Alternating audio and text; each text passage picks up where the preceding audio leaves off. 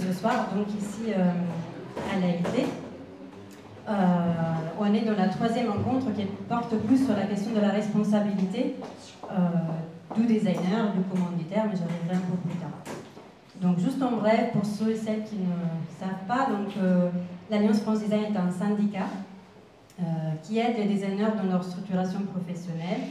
En abordant l'éthique, la protection et le développement, nous mettons des ressources à disposition et proposons par nos services de connaître les meilleures pratiques professionnelles, de trouver une assistance juridique, une protection contre les risques liés à l'activité du design et soutenir l'action collective des designers et designeuses en France et en Europe.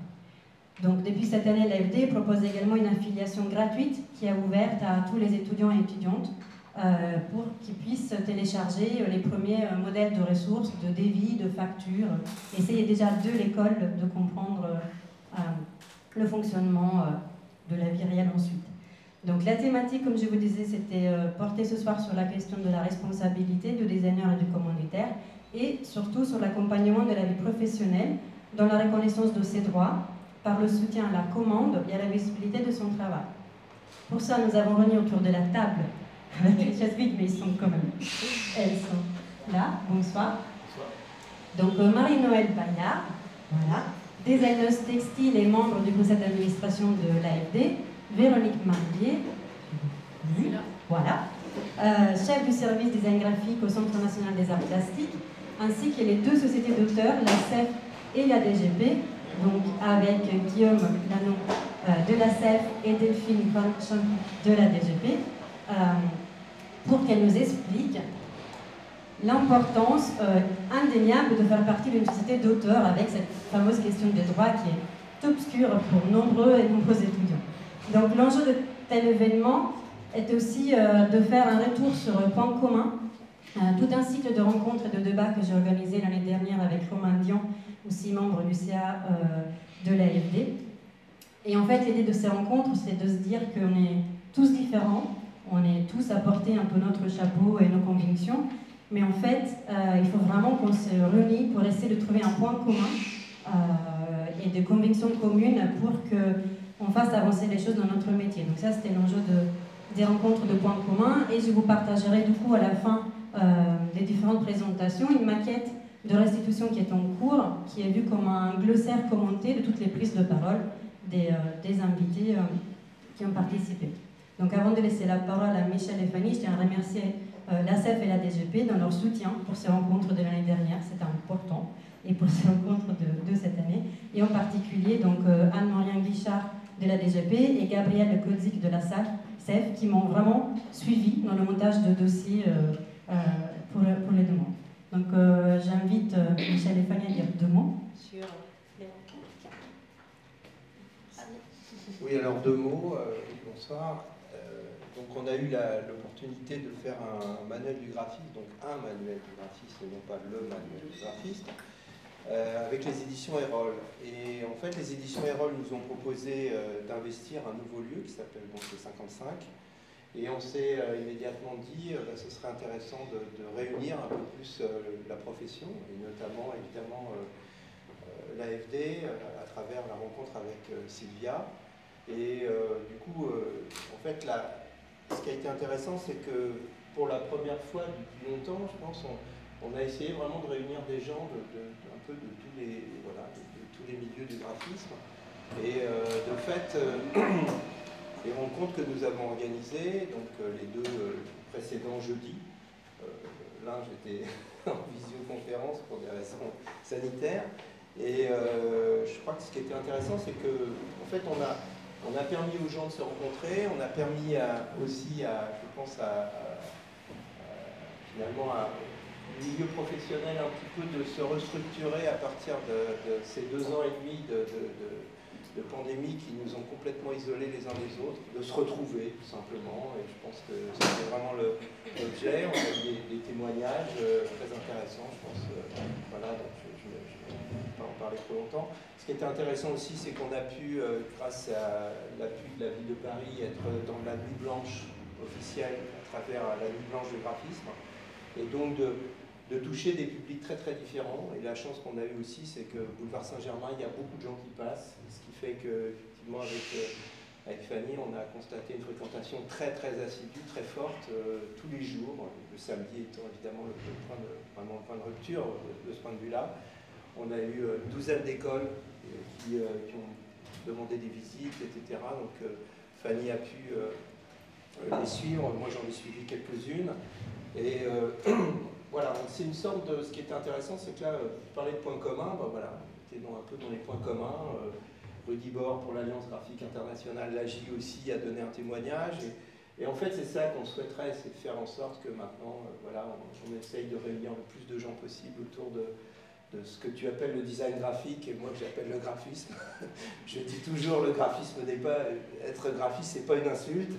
Donc, moi, c'est pour ça qu'on l'a aussi appelé un manuel du graphiste, c'est qu'on souhaitait revendiquer le fait qu'être graphiste, bah, finalement, c'est être comme un artiste, c'est comme on peut être sociologue, historien, on peut être graphiste. Et, voilà, et le mot est devenu galvaudé. Je trouve que ce serait intéressant de...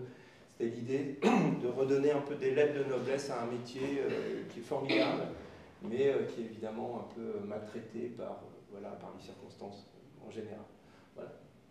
Peut-être Fanny, tu veux peut-être ajouter un mot bonsoir. Je pense que Michel a déjà fait une belle présentation du manuel. C'est vrai que pour nous, c'était important, comme vient de le dire Michel, c'était vraiment de redonner ces lettres de noblesse au graphisme, parce que pour nous, le graphisme est une discipline artistique à part entière et que malheureusement en France aujourd'hui, la discipline est trop peu représentée selon nous. Donc c'était aussi important pour nous de remettre le graphisme aussi dans son contexte, c'est-à-dire, et c'était aussi notre propos, de poser la question, imaginez une autoroute sans panneaux, un aéroport sans signalétique, aussi bien un magasin où il n'y aurait plus d'étiquettes sur les produits, plus de générique de films, plus d'édition, de travaux d'édition. Et du coup, voilà, c'était aussi important pour nous de parler de tous les supports sur lesquels les graphistes peuvent évidemment travailler et évidemment remettre en avant le métier de graphiste et dire qu'il est aussi un métier intellectuel, de recherche plastique, aussi bien en termes de photographie, de typographie, de peinture, de dessin. Et voilà, pour nous, c'était important aussi de redonner ces lettres de noblesse à cette pratique qui est pour nous évidemment importante. Et puis, comme l'a dit Sylvia et aussi Michel, c'était aussi pour nous un moyen de faire rencontrer et de parler de cette pratique. Et voilà, d'inviter aussi les graphistes à participer à ces tables rondes, à la nuit blanche, de faire travailler les étudiants, etc. Voilà. Merci beaucoup. Ce qui est intéressant aussi, c'est que Fanny n'est pas graphiste, donc elle est historienne de l'art, et je trouve aussi intéressant, au final, ce duo qui s'est formé autour de ce livre. Donc merci beaucoup pour le partage. Il y a aussi eu Eva, qui n'est pas avec nous ce soir, mais qui nous a accompagnés pendant toutes les rencontres de l'édition EIROD. Et comme elle disait Fanny, d'une part, moi, ce qui m'intéresse depuis que je suis présidente de l'AFD, c'est d'aller vraiment à l'encontre des plus jeunes, des écoles, puisqu'en ayant fait une école d'art rénommée, on va dire, c'était des choses que j'apprenais pas. Donc je suis sortie de l'école, j'ai monté ma structure comme beaucoup d'autres graphistes, sans vraiment savoir me positionner, sans vraiment savoir parler d'argent, parler de contrat, parler de droit, etc. Et du coup, ça me tient vraiment à cœur de sensibiliser, de former les étudiants avant qu'ils sortent de leur école et qu'ils essayent rapidement de tout comprendre, d'où l'affiliation gratuite. Et dans les deux rencontres, on a mis à chaque fois, on a envoyé une école, donc l'école des arts décoratifs pour la première, et l'école de Cambrai et l'EPSA de Paris pour la deuxième. Donc ce soir, c'est plutôt aux étudiants et étudiantes qui sont ici de comprendre les droits d'auteur, qu'est-ce qu'on peut faire avec le CNAP, qu'est-ce qu'on paye, pourquoi on vient à l'AFD. Donc voilà, c'est un peu dans cet objectif. Donc maintenant, j'aimerais bien inviter Michel à nouveau vient avec nous, mais cette fois-ci avec une casquette d'ancien président du syndicat national des graphistes. J'invite également Véronique Marié, donc, qui était cofondatrice du syndicat national des graphistes Nouvelle-Aquitaine, et Marie-Noëlle Bayard, qui était présidente du syndicat textile. Ce que je trouvais intéressant et important, c'était en fait de partager un point historique et un début, puisque c'était parmi la fusion ou l'adhésion de plusieurs syndicats que le projet de l'Alliance France française des designers à l'époque a débuté. Donc voilà, moi ça me semblait important de nous rappeler le fait qu'il faut qu'on se fédère, même si on n'est pas d'accord, sur des choses qu'on partage pour nos meilleures pratiques professionnelles. Et je dirais juste que le cas du marché public du Festival d'Avignon est un exemple très concret et très actuel sur lequel tout le monde s'est mis à bouger. Donc j'aimerais bien, ça se va debout, mais dire quelques mots sur cette historique. Je pense que c'est peut-être plus Michel, parce que Michel, vous étiez, vous, SNG, et nous avons rejoint l'AFD, nous, en textile, un tout petit peu plus tard. Oui, alors moi, je suis arrivé presque par accident au Syndicat national des graphistes, parce que je connaissais peu de gens dans ce métier. Et il y avait un président à l'époque qui avait déjà d'ailleurs l'idée de fédérer tous les designers et pas simplement les graphistes. Alors il y a eu des débats assez forts, ça c'était au XXe siècle, hein, c'était à la fin des années 80, début des années 90. Voilà, je dis souvent, c'était le monde de Cro-Magnon quand j'en parle aux étudiants, parce que pour eux c'est tellement moins que... Voilà, et c'est vrai que le graphisme était peut-être mieux considéré, tout simplement parce qu'on était beaucoup moins nombreux déjà, et puis que c'était peut-être plus simple de se fédérer, enfin bon, je ne sais pas, en tout cas c'était une période différente. Le syndicat national des graphistes, c'était un syndicat, en plus ce qui était particulier, c'est qu'en fait on avait aussi une force, on était assez fort pour représenter la profession, tout simplement parce que en fait, les institutions publiques nous recevaient, nous respectaient, etc. C'était vraiment peut-être plus simple aussi parce qu'on travaillait avec les ministères, le ministère de la Culture, mais aussi le ministère de l'Éducation nationale, le ministère de l'Industrie. Et quand on avait un différend, notamment un de nos membres avait un différend, le lendemain, le problème était quasiment réglé parce que effectivement, un syndicat, ça faisait, syndicat national des graphistes, il y avait un côté qui intimidait sans doute nos interlocuteurs, ce qui fait qu'on a pu faire respecter les choses. Et puis au fil du temps, ça a été plus compliqué, sans doute. Ce syndicat s'est un petit peu désintégré. Je ne l'ai pas quitté, mais simplement, moi j'ai quitté mes fonctions de président au début des années 90. Je crois qu'il s'est arrêté, si mes souvenirs sont bons, en 2000. Et donc manque d'adhérents, changement aussi des professions, changement des mentalités, sans doute aussi l'informatique qui a bouleversé les pratiques, qui a fait que beaucoup de gens sont devenus graphistes sans l'être vraiment, etc. Et tout, donc ça a été compliqué. Et puis l'Alliance française des designers, à l'époque ça s'appelait comme ça, l'AFD a été créée, et en fédérant tous les métiers du design. Et je crois qu'effectivement, c'est sans doute la force de l'AFD aujourd'hui, c'est de ne pas simplement représenter une catégorie spécifique de designers, graphiques, pour être dans l'esprit de Sylvia, moi je dirais des graphistes, mais et du coup d'aborder évidemment des questions différentes, d'être plus nombreux, d'être plus, sans doute plus fort aussi dans le dialogue avec les uns et les autres. Donc l'AFD pour moi ça a été sans doute un tournant qui était indispensable, qui avait été prévu dès les années 80, mais qui avait mis du temps en fait à se mettre en place. Voilà. Oui, alors dans l'historique, effectivement à la création de l'AFD, avec un renouvellement de génération. Moi j'étais à l'époque présidente du syndicat des designers textiles et effectivement les membres fondateurs de l'AFD sont venus me proposer de rejoindre le syndicat. Donc l'AFD, ils nous ont expliqué pourquoi, qu'on serait plus fort effectivement en regroupant tout le design, puisqu'on avait en fait finalement, on avait quand même des pratiques professionnelles très proches. Donc voilà, donc on a réfléchi, nous aussi on s'épuisait aussi dans des actions qui étaient finalement qui étaient les mêmes que celles des graphistes, même que celles d'autres design, d'autres professions du design. Et donc nous avons rejoint l'AFD en 2005. Voilà, donc on a mis un petit peu de temps. Voilà, et depuis je suis membre de l'AFD et je suis au conseil d'administration de l'AFD. Voilà, donc voilà. Et on n'en a tiré que du profit, c'est-à-dire qu'on avait plus de force. et en plus, on avait une réflexion intéressante parce que quand on est sur plusieurs professions, ça ne peut qu'enrichir notre façon de pratiquer déjà, personnellement, et puis notre façon aussi de militer, d'aller revendiquer. Voilà. Et on a beaucoup avancé hein, depuis qu'on est à l'AFD, on en parlera plus tard.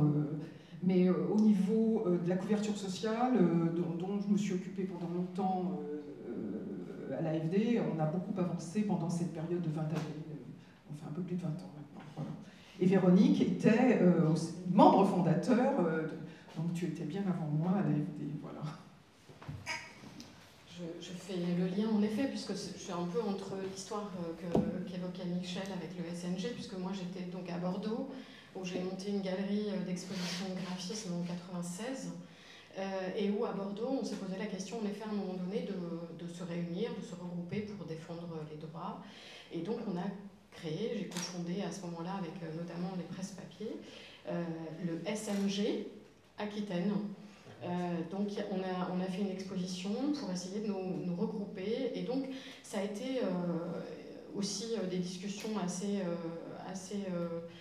tendues, je dirais, parce qu'il y avait des cotisations en jeu, on contactait des graphistes, et donc savoir de quelle manière est-ce qu'on pouvait créer une entité qui soit rattachée au syndicat national, mais en même temps avec des actions spécifiques en région. Notamment, on avait le projet de faire cette exposition à Arc-en-Rêve. Donc voilà, donc moi j'ai commencé, donc je ne suis pas graphiste, mais j'ai commencé avec la galerie à valoriser le design graphique en faisant des expositions. Et très rapidement, pendant les vernissages, les graphistes se réunissaient et se disaient que telle institution avait fait un appel à candidature et combien on allait dire quel allait être le devis qu'on allait faire, etc. Donc les questions professionnelles, même dans une galerie qui est une galerie d'exposition, sont très vite venues sur le devant des discussions que j'avais avec l'ensemble des graphistes. Et moi, par ailleurs, j'allais avec les graphistes en rendez-vous chez les commanditaires pour présenter les projets ou pour recueillir les cahiers des charges. Donc voilà, j'ai été immergée d'une certaine façon très vite dans ces problématiques professionnelles, et il me semblait en effet important de les aborder en faisant un syndicat donc, et en défendant les droits, mais en rattachant à quelque chose qui était national. En l'occurrence, c'était un peu idiot. On a pensé évidemment à ce moment-là faire quelque chose nous-mêmes, tout seuls, mais il nous semblait que c'était vraiment pas intéressant, qu'il fallait mieux en effet se rattacher à l'organisation nationale, évidemment. Je pense qu'on en convient tous de l'intérêt que ça peut représenter, plutôt que de faire des petits éléments à chaque fois dans les différentes régions. Et puis en 2000, je suis venue à Paris. Et donc là, j'étais en contact avec pas mal de graphistes, et donc les discussions se sont poursuivies d'une certaine manière. Depuis cette expérience menée à Bordeaux avec les gens du SNG, pour lequel donc les choses étaient en train de se modifier, comme l'a dit très justement Michel, il y avait les tenants du graphisme, donc des affichistes qui avaient des pratiques qui étaient vraiment liées à des problématiques d'auteur, et puis peut-être une plus jeune génération qui était passée dans des écoles dans lesquelles le design graphique, donc voilà, je l'ai dit, le graphisme devenait des questions de design, puisque, comme l'a aussi très justement dit Michel, il y avait l'outil informatique qui était là, donc ça donnait des possibilités qui étaient beaucoup plus larges. On demandait aussi potentiellement à des graphistes de faire de la scénographie, donc de travailler sur l'espace, de faire des tapis avec des typographies ou des choses comme ça. Donc les pratiques, la pratique était la même, mais les supports qui étaient concernés étaient beaucoup plus larges, et donc considérer que ce métier de producteur d'images, concepteur d'images, créateur d'images, pouvait potentiellement s'appliquer sur différents supports. Donc travailler aussi avec des gens, donc se poser la question du droit d'auteur, comment est-ce qu'on peut l'appliquer en fonction de ces différents supports. Bref, je ne vous refais pas toutes les discussions qu'on a eues à cette époque, mais en tout cas, nous sommes à plusieurs, beaucoup réunis dans l'atelier de François Caspar, donc en 2000, 2001. 2002, donc avec François Veil, avec Christian Dao. Ensuite, nous a rejoint Bruno Lefebvre, qui était donc du syndicat de l'environnement, des designers d'environnement, pardon, Marie-Noël. Et puis voilà, donc on était plusieurs et on a réfléchi tous ensemble à une manière de nous retrouver autour de problématiques qui étaient donc très liées à la question du droit d'auteur, évidemment des conditions idéales de travail, donc de la relation avec les commanditaires, puisque c'est quand même une part importante du travail. Donc voilà, donc on s'est réunis et puis on a décidé en effet de poser un petit peu des choses. Encore une fois, ça a été des discussions assez houleuses parfois, mais toujours très intéressantes et très respectueuses, évidemment, puisqu'on n'était pas, on n'était pas tout à fait des mêmes univers, mais malgré tout, encore une fois, il y avait beaucoup de respect et puis beaucoup d'enthousiasme et d'envie, je crois, pour faire avancer les choses, et puis qu'elles puissent représenter vraiment les métiers en train d'évoluer. Donc c'était un petit peu ça les choses qu'on avait à l'esprit à ce moment-là. Merci beaucoup donc pour votre partage à tous les trois. Par rapport à ce que vous disiez, je trouve que 20 ans de AFD, parce qu'elle fête ses 20 ans, c'était l'année dernière, voilà, l'année dernière on a fêté les 20 ans de l'AFD, et je pense que vous avez porté des combats, vous avez réussi à faire gagner des choses aux designers. Marie-Noël nous en parlera après. Je pense que là on est un peu dans une deuxième phase.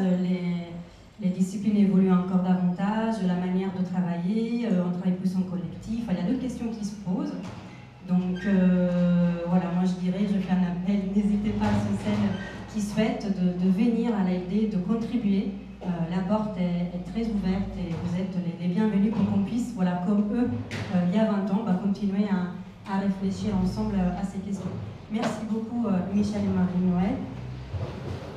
Et du coup, Véronique,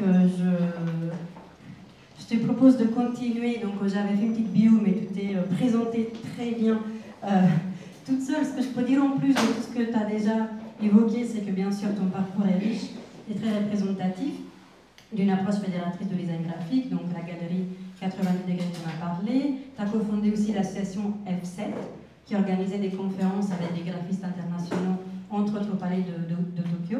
Et tu es cofondatrice avec Marcia Emmanuel de la publication, pas cofondatrice, elle était fondatrice de il faut l'historique, là, c'est vrai, à chaque fois, moi, je dois réviser, quoi. De la publication annuelle et gratuite, qu'aujourd'hui est pour nous un peu l'objet qu'on attend chaque année de graphisme en France, qui est une référence de groupe existante depuis 1994.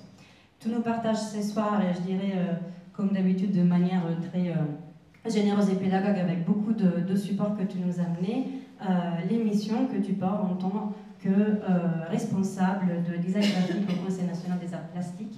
Donc voilà, je te laisse nous présenter ça. Si ça te dérange, on les enlève, ces chaises. Tu aimes bien tourner autour, etc. Voilà, je te laisse la parole. Merci beaucoup Sylvia. Oui, en effet, donc après l'expérience de la galerie, il y a eu plusieurs étapes, mais il y a eu notamment donc Marcia Emmanuel, qui est donc la créatrice de la publication Graphisme en France. Est-ce que quelqu'un ne connaît pas Graphisme en France ici? Parfait. Donc je ne vais pas trop m'étendre, mais en tout cas, en 1994, la raison pour laquelle Marcia a imaginé cette publication, c'est qu'il y a eu des rencontres à Échirolles, et lors de ces rencontres, de ces conférences, un certain nombre de professionnels se sont dit que ça serait intéressant de faire un calendrier, d'être tous réunis dans une publication qui pourrait être portée par le ministère de la Culture. En l'occurrence, à l'époque, il s'agissait de la délégation d'art plastique, là où Marcia Emmanuel travaillait. Et donc les professionnels ont manifesté le souhait qu'une publication puisse réunir l'ensemble des manifestations qui étaient organisées tout au long de l'année. Et à l'époque, il y avait notamment la naissance du mois du graphisme d'Échirolles et du festival de l'affiche de Chaumont.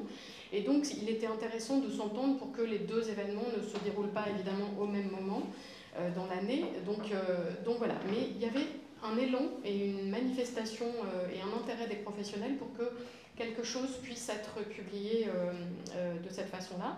Donc le premier graphisme en France, je ne vous l'ai pas amené, mais c'est un petit document A3 qui est plié. Donc c'était un petit document. D'ailleurs, il y a encore des graphistes qui me demandent quand sort le calendrier de graphisme en France, parce que pour eux, c'est vraiment, la publication est arrivée en étant un calendrier, qui perdure d'ailleurs dans la publication. Malgré tout ce qu'on peut partager sur les réseaux sociaux, il me semble qu'il est encore important que le calendrier puisse être imprimé et que tous les événements qui se déroulent puissent être présents, parce que peut-être que ça peut avoir une visée historique, puisque tous les événements qui sont en ligne disparaissent. Il y a des sites qui disparaissent, on ne peut pas forcément les retrouver, alors même que dans la publication, ils sont imprimés. Donc potentiellement, on peut dire qu'ils sont présents dans la publication. Donc en effet, cette publication est un petit peu un fil rouge de toute l'action qui est la mienne au CNAP. Donc moi j'ai commencé à travailler avec Marcha pour m'occuper de l'organisation, de la coordination de la publication qu'elle avait donc imaginée. Et puis Marcha est partie à la retraite en 2008. Donc là on m'a demandé si je pouvais poursuivre cette publication et par là même à la faveur d'une réorganisation au ministère d'aller au Centre national des arts plastiques qui se trouve à la Défense. Quand même, je vous dis 2 petits mots sur le CNAP parce que ce qui va suivre est important par rapport à ça. Le Centre national des arts plastiques gère la collection de l'État, donc qui comporte aujourd'hui plus de 107 000 œuvres. On fait régulièrement, chaque année, des acquisitions dans 3 grands domaines qui sont photographie, art plastique et art décoratif et design, pour faire court. Le CNAP gère cette collection avec donc, des acquisitions et aussi de la diffusion, dépôt ou prêt pour des expositions en France et à l'étranger. Donc il y a cette dimension-là, puis il y a aussi un autre aspect de l'action du CNAP qui est le service du soutien à la création. Donc là, on octroie des aides à des éditeurs, à des galeristes, à des artistes, à des graphistes et des créateurs de caractère pour les accompagner dans leur évolution professionnelle. Donc c'est un aspect du CNAP qui est important. Et par ailleurs, le CNAP a aussi... Donc le CNAP n'est pas un lieu, on n'est pas un musée, donc nous n'avons pas de lieu. En revanche, il y a un site internet qui est un site de ressources très important, sur lequel il y a énormément de ressources pour les professionnels. Je voudrais d'ailleurs saluer à cette occasion la présence de Pascal Miochier, qui travaille à la Direction générale de la création artistique et qui travaillait aussi à la délégation aux arts plastiques que je viens d'évoquer, parce qu'on travaille en collaboration avec Pascal et avec les services de la Direction générale de la création artistique pour élaborer des guides qui accompagnent les graphistes. Donc là, par exemple, j'ai un petit exemple d'un guide. Alors malheureusement, je ne les ai pas tous apportés, mais là, on a un guide qui s'appelle 149 questions-réponses sur l'activité des artistes plasticiens. C'était donc une collection. Dans cette collection, on a édité un autre guide que je n'ai malheureusement pas, je suis absolument désolée, mais j'imagine que vous le connaissez tous, qui s'appelle le guide de la commande de design graphique. Je vous en reparle juste après. Et puis, on a aussi donc une mise à jour en termes de design de cette petite collection, avec ici un guide qu'on a sorti plus récemment qui s'appelle 225 bourses et prix pour les artistes et leurs auteurs des arts plastiques. Donc voilà, donc tous ces guides sont téléchargeables en ligne gratuitement évidemment et sont disponibles pour tout le monde. D'ailleurs, j'en profite pour vous dire que tout ce dont je vais vous parler est en ligne et téléchargeable gratuitement pour toutes et tous. Et par ailleurs, on est tout à fait évidemment disponible pour les envoyer pour ceux qui le souhaiteraient. Donc je reviens à cet accompagnement des professionnels, puisque Sylvia m'a demandé d'intervenir plus particulièrement sur cette question-là.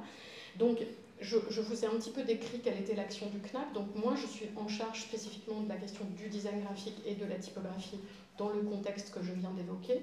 Donc mon travail, c'est d'accompagner les professionnels pour mieux faire reconnaître leur travail, pour le promouvoir, pour le nourrir, donc en faisant des travaux avec des chercheurs, et donc pour publier, pour organiser des colloques, des journées d'études, etc. Mais je ne vais pas du tout parler de cet aspect-là. Par ailleurs, donc, je vous ai parlé de graphisme en France. Par ailleurs, le CNAP est un commanditaire. Donc nous éditons chaque année, donc je vous en ai amené un rapport d'activité ancien, mais on est tenu d'éditer chaque année notre rapport d'activité. Donc là, on a un numéro qui est celui de 2017. Je vous ai amené aussi, c'est un peu symbolique, mais en tout cas, on fait une carte de vœux chaque année. Donc voilà celle qui a été réalisée par Aurélien Débat en 2020. Et puis, on a besoin de communiquer auprès des professionnels, puisque notre public, ce n'est pas le grand public, c'est plutôt les professionnels. Donc, on a par exemple besoin de faire des plaquettes en français ou en anglais, comme ici, qui présentent un petit peu la collection, quelles sont les œuvres qu'on peut emprunter. Donc là, on a des graphistes qui nous avaient proposé de faire une sorte de plaquette inspirée par des vignettes Panini, je ne sais pas si vous voyez, mais il y a un petit vernis sélectif sur les images.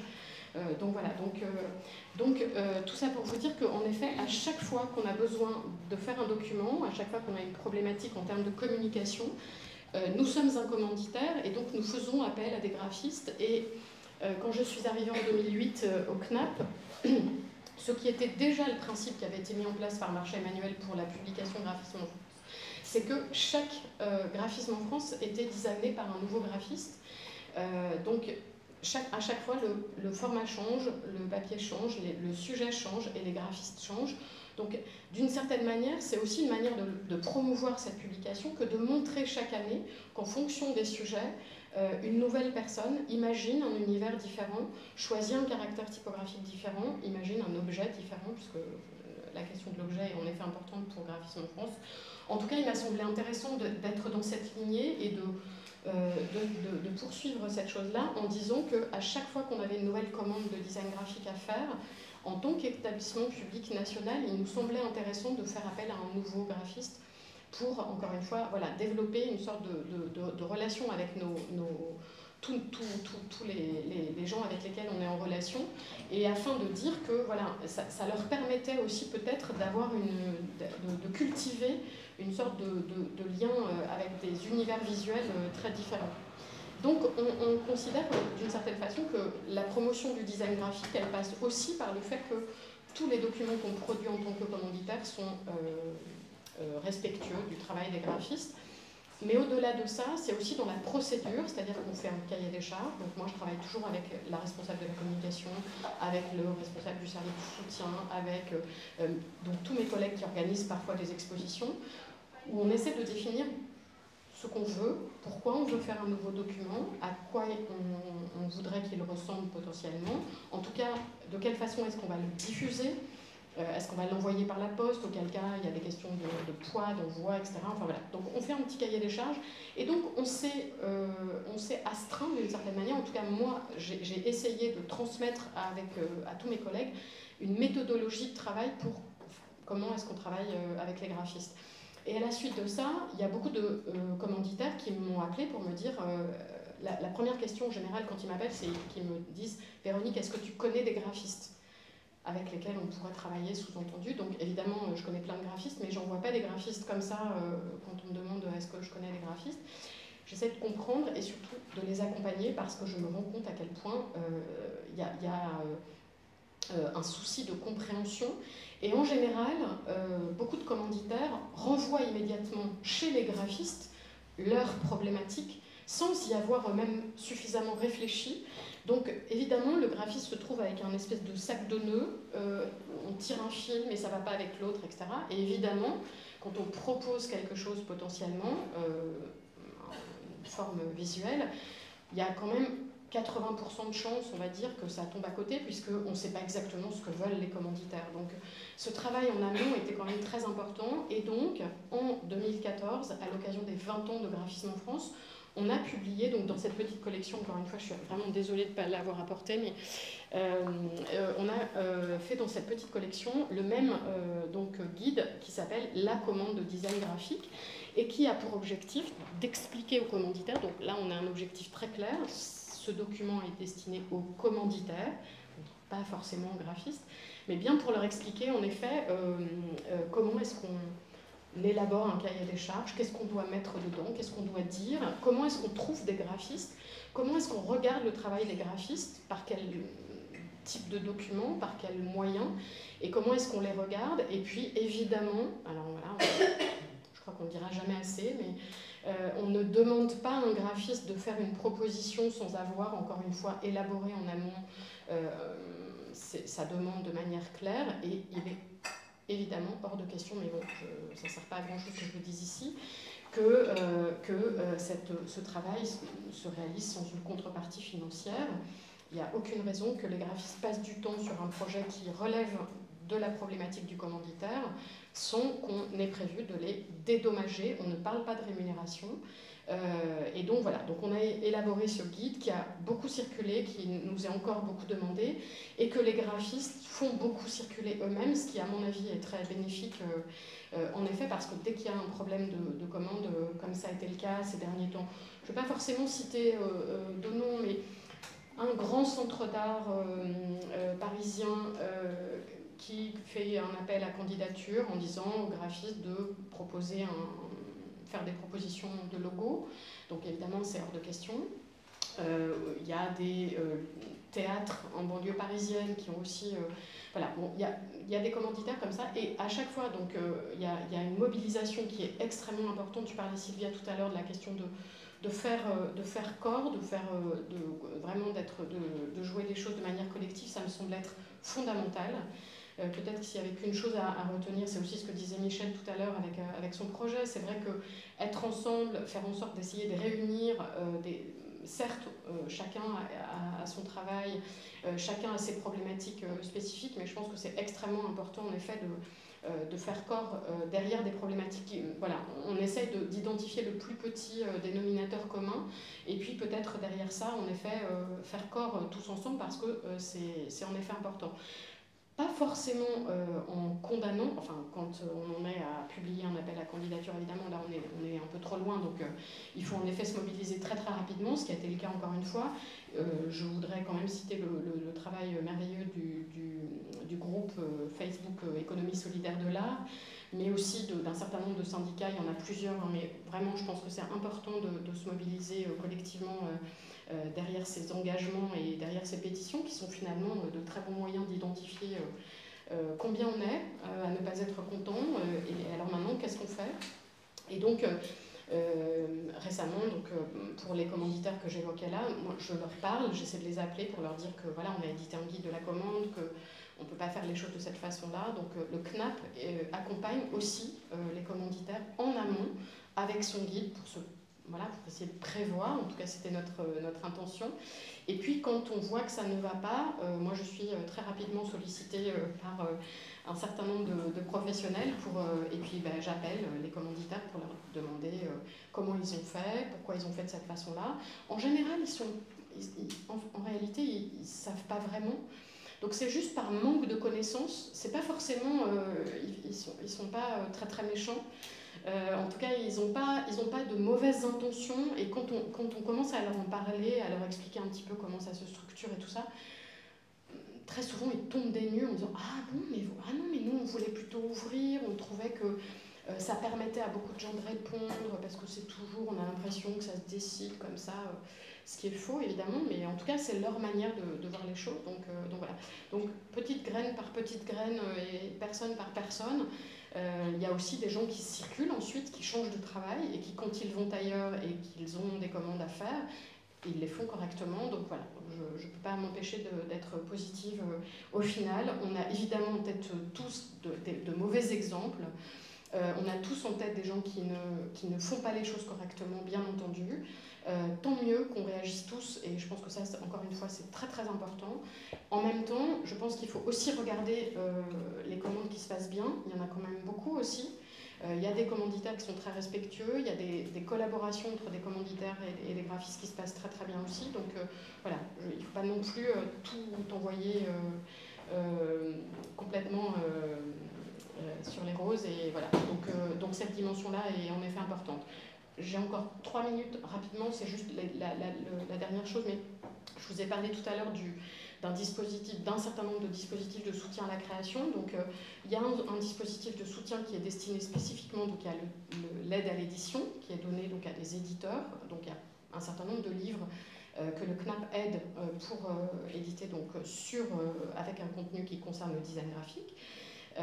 Et puis il y a un autre dispositif qui s'appelle un dispositif de soutien à la création, qui est directement destiné aux artistes et aux graphistes et aux créateurs de caractère.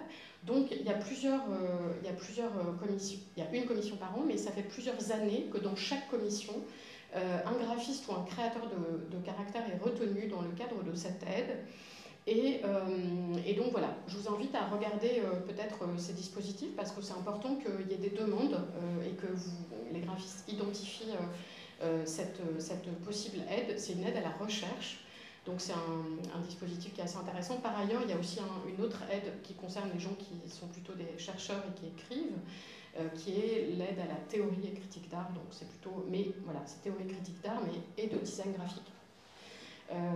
Et donc je voulais dire que nous avons un partenariat avec l'ADAGP parce que tous les graphistes ou créateurs de caractère ou artistes, évidemment, tous les gens qui reçoivent l'aide, l'allocation de recherche, l'aide à la recherche, pour l'aide pour une recherche artistique, il y a un programme, donc il y a une somme d'argent qui a été réunie, un petit peu du CNAP, un petit peu de la DAGP pour un programme qui s'appelle le programme Suite, qui nous a d'ailleurs valu de faire encore une commande à des graphistes.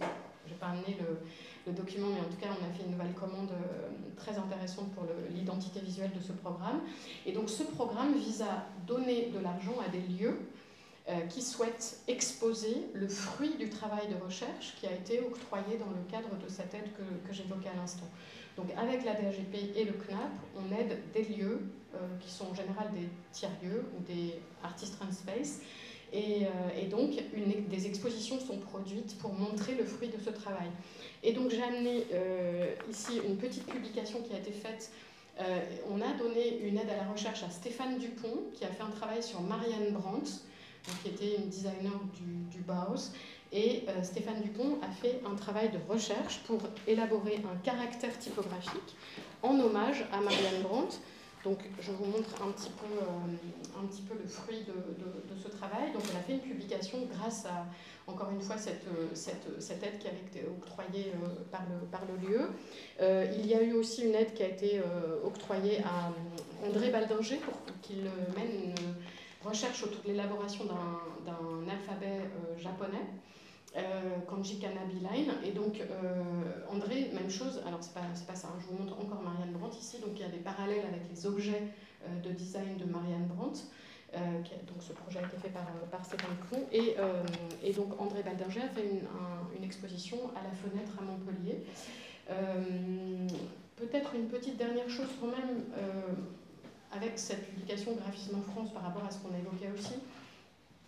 Moi j'ai l'impression qu'il y a quand même beaucoup d'événements, beaucoup d'expositions, beaucoup d'enthousiasme, beaucoup de choses qui se passent un petit peu partout en France. J'étais il y a 15 jours dans un nouveau festival qui vient d'être créé à Strasbourg, qui s'appelle le Festival Format. Il y a un festival à Toulouse qui existe depuis quelques années, qui s'appelle le Festival Figuré. Il y a en préparation un festival de design graphique à Bordeaux, de là où je viens, pour l'année prochaine. Également un à Montpellier. Alors on va voir ce que devient le mois du graphisme d'Échirolles, donc c'est plus sous cette forme-là, mais en tout cas on espère que ce lieu qui était quand même très important puisse se poursuivre. Donc voilà, la saison graphique du Havre s'est arrêtée. On espère même chose que ça va se poursuivre. On a un lieu permanent à Chaumont, donc par rapport aux années 2000, ou en tout cas moi quand j'ai commencé en 96 avec ma petite galerie à Bordeaux, il n'y avait pas de lieu permanent encore, il y avait 2 festivals importants encore une fois, mais donc j'ai quand même l'impression qu'au travers encore une fois des calendriers de ce qu'on voit dans Graphisme en France, le milieu de la recherche sur le design graphique a beaucoup évolué. On a la présence de Yann Ocomte ici, qui est un chercheur qui va bientôt soutenir sa thèse. Mais en tout cas, l'apport de Yann et de tous ses petits camarades qui ont soutenu des thèses, qui sont maintenant habilités à diriger des recherches.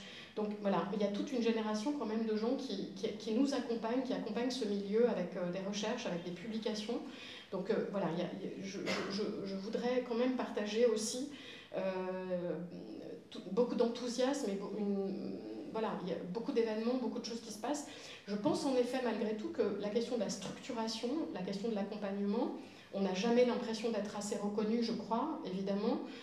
Donc le lien avec les commanditaires et ce travail-là est important. Encore une fois, c'est un travail auquel on est très attentif au CNAP et au ministère par le biais de la Direction générale de la création artistique. Il y a par ailleurs d'autres projets pour le champ du design au sens beaucoup plus large. Merci beaucoup. Merci. Merci beaucoup Véronique. Je propose qu'il y ait un temps des questions peut-être à la fin et que voilà, les personnes puissent venir regarder tous ces objets, pas seulement de loin. Alors, moi, ce que je retiens de ce que tu dis lors des échanges, c'est que voilà, la meilleure manière de soutenir des graphistes, c'est de leur donner du travail. Donc, merci à toi pour tout le travail que tu fais là-dessus. Il y avait aussi, comme elle est avec nous, je voulais saluer Valérie Yobé, qui est venue présenter hier le kit graphique à destination des enseignants dans le nouveau master dont je suis référente de design social éthique avec Jean-Marc Bretigné. Et, bon, petit moment pub, mais je peux le partager. Comme tu parlais de la recherche, donc j'ai commencé un projet de doctorat, de pré-doctorat. Donc ça, c'est juste le mémoire de recherche que j'ai fait à Strasbourg avec Pierre Ritzler et Bien Filizzo, qui est enfin imprimé, dans lequel j'ai étudié le projet suite. Donc voilà, si jamais vous voulez voir une graphiste qui regarde par rapport aux travaux des graphistes, je le mets là. Et je propose maintenant de passer du coup à la partie aussi qui nous intéresse beaucoup quand on est professionnel, dont on comprend pas toujours les choses, mais on comprend ensuite que c'est vraiment très important d'y être. Donc on passe dans une partie plus concernant les droits d'auteur, ce que toi, Véronique, tu défends dans leur travail. Et je propose du coup à Marie-Noël de revenir avec nous juste un instant, puisqu'il me semblait important aussi de montrer, elle est membre du conseil d'administration de l'AFD, et elle a beaucoup œuvré sur les questions d'action sociale. Donc Marie-Noël est designeuse textile, comme on a vu avant. Tu travailles pour des couturiers, tu contribues à des multiples rubriques de magazines créatifs pour transmettre ton savoir-faire. Et tu fais un travail quand même depuis 20 ans vraiment super concernant toutes les questions d'action sociale. Beaucoup d'appels de ma part quand je ne comprends pas ou j'ai besoin d'aide, justement merci. Sur la question de sécurité sociale, la formation continue, la retraite. Tu es administratrice du régime de retraite complémentaire des artistes-auteurs l'IRSEC et vice-présidente de RAP depuis 2021. Donc est-ce que tu peux partager peut-être quelques mots sur tes missions à l'AFD d'action sociale? Oui, faire partie d'un syndicat est vraiment important, surtout quand on démarre, quand on est jeune, parce qu'on ne sait pas comment se structurer. Donc, quand on ne vous en parle pas beaucoup, c'est ce que disait notre présidente, on ne vous en parle pas et quand vous sortez de l'école, vous êtes paumé. Voilà. Comment je me structure? Il y a beaucoup de choses qui se présentent, c'est-à-dire vous pouvez être effectivement en société, vous pouvez être aussi artiste-auteur, vous pouvez, enfin voilà, il se présente de multiples choses. Donc au syndicat, comme on a beaucoup, et précédemment moi au syndicat des designers textiles, on a toujours beaucoup travaillé sur le respect de nos droits d'auteur. C'est-à-dire que nous ne vendons rien, nous ne vendons pas des petits pois, hein. Nous ne sommes pas commerçants, donc on a donc beaucoup travaillé sur comment faire respecter nos droits de reproduction sur divers supports. Donc c'est aussi bien pour les graphistes que pour le design textile, que sur peu importe. Voilà. Donc à partir de là, effectivement, l'intérêt c'était effectivement de se rallier vers des sociétés d'auteurs. Donc là, les sociétés d'auteurs vous expliqueront leur fonctionnement et l'utilité d'être inscrit dans une société d'auteurs, d'être membre d'une société d'auteurs pour faire respecter ses droits. Donc effectivement, on a beaucoup travaillé là-dessus après avec à l'AFD. Et puis, concomitamment, ce respect et cette façon de fonctionner en droit d'auteur influent aussi sur la couverture sociale. Donc, nous avons beaucoup avancé depuis 20 ans sur la couverture sociale. D'ailleurs, grâce au ministère de la Culture qui nous a beaucoup aidé pour nous faire respecter et atteindre des statuts qui étaient un peu éloignés de nous, surtout les designers. Donc, Pascal Murgier nous a beaucoup aidé, d'ailleurs nous l'en remercions. Et donc, voilà, donc aujourd'hui, le design, depuis 2020, est reconnu au statut de la sécurité sociale des artistes-auteurs, sous couvert, effectivement, de pratiquer en droit d'auteur. C'est-à-dire que vos facturations, c'est effectivement du droit de reproduction sur des supports, et c'est en bonne et due forme. Voilà, on n'est pas, on fait pas du conseil, on fait pas, bon, voilà. Donc cette couverture sociale est tout à fait favorable dans le sens où elle nous permet d'avoir une couverture sociale identique à celle des salariés, et donc voilà, c'est quand même extrêmement intéressant par rapport aux indépendants. Si vous choisissez d'être indépendant, voilà, vous avez pas, vous pouvez toujours, alors attention, hein, quand on est en indépendant, on peut aussi faire du droit d'auteur, hein, après ce sont des questions un petit peu plus poussées. Alors, je ne vais pas rentrer là-dedans parce que c'est un peu, voilà, un peu compliqué, un peu complexe, mais vous pourrez toujours nous poser les questions, si vous voulez, après, dans un débat, ou même après, en nous posant les questions au sein du syndicat, vous pourrez toujours avoir des réponses. Et puis donc, nous avons obtenu ça il y a 2 ans. Alors, il faut savoir que au statut de sécurité sociale des artistes-auteurs, il y avait déjà les graphistes et les designers textiles. Aujourd'hui rentre également le reste du design, donc voilà, ça c'était important. Nous avons aussi travaillé beaucoup, on ne l'avait pas précédemment, sur la formation continue, toujours avec Pascal. Il était toujours, nous étions toujours d'un commun accord, voilà. Formation continue, c'est-à-dire qu'aujourd'hui vous avez une ouverture, si vous cotisez donc au régime des artistes-auteurs, vous avez une ouverture au droit à la formation continue, donc par l'intermédiaire de notre OPCO qui est l'AFDAS, voilà. Donc là, vous avez tout un catalogue et vous pouvez avoir des prises en charge de formation continue extrêmement pointues puisque ça concerne nos métiers. Donc voilà, donc on travaille, à l'AFD, on a une représentation et on continue toujours à alimenter le catalogue sur donc des formations extrêmement pointues dans nos domaines. Voilà, donc on a fait ça. Et donc la caisse de retraite, mais là, quand on est très très jeune, on s'en fiche un peu, mais vous cotisez quand même. Donc nous travaillons quand même à faire que notre caisse de retraite complémentaire et obligatoire soit la plus, comment dire, qui ait une meilleure couverture. Donc voilà, pour le moment ça se passe plutôt bien. On a plutôt une bonne retraite complémentaire. Il faut cotiser, malheureusement très très vite quand on est jeune pour pouvoir avoir après une retraite voilà, décente. Voilà. Donc voilà, donc tout ça c'est avec l'AFD, on a quand même beaucoup avancé. Aujourd'hui on peut dire qu'on a quand même une bonne couverture sociale.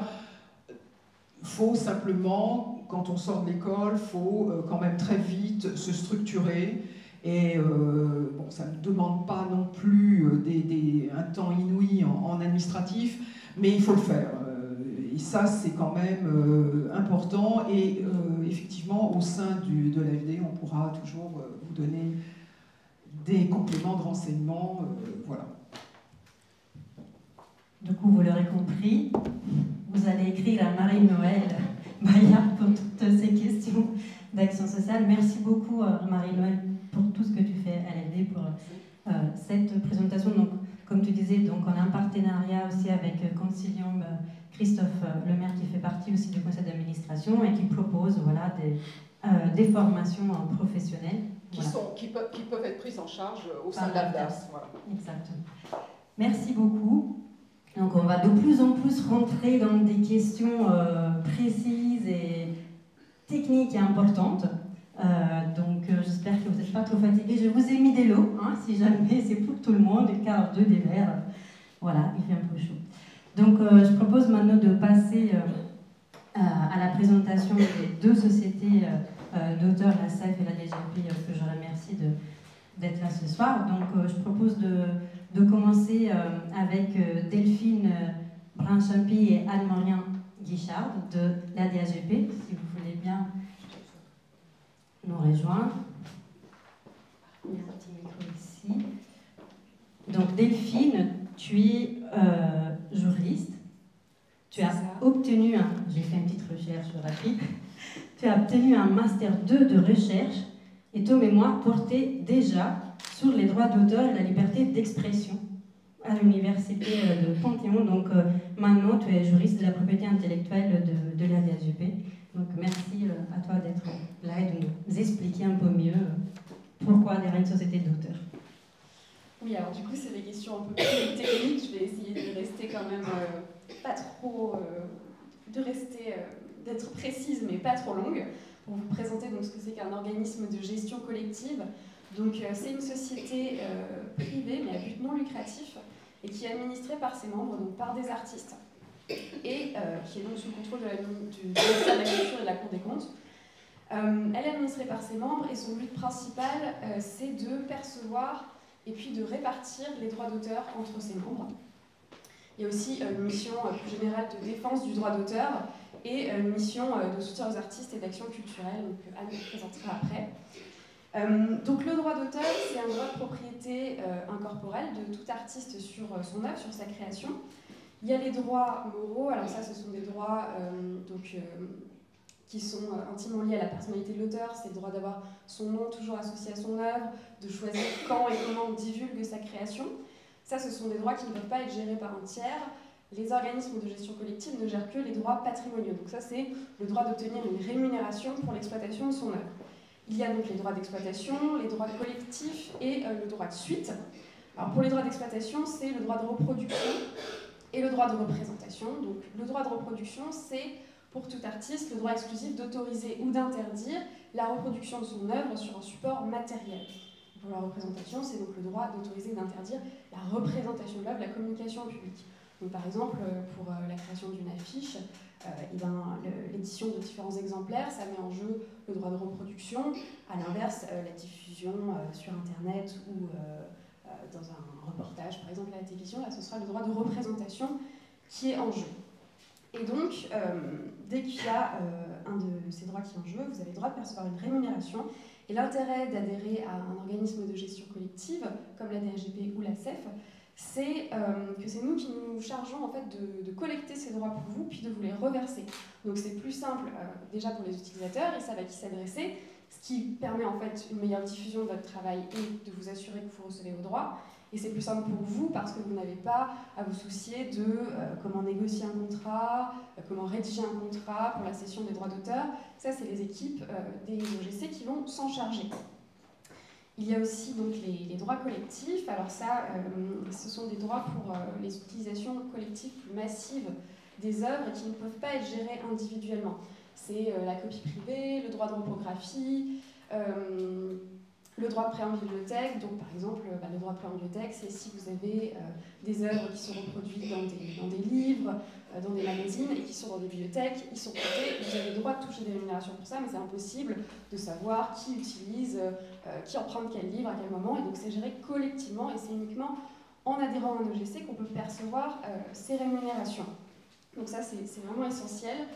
Et un point important, c'est que souvent, et notamment les designers et les graphistes, quand vous faites une commande, par exemple, souvent vous cédez vos droits d'auteur au commanditaire, et donc ça c'est uniquement les droits d'exploitation, de reproduction et de représentation.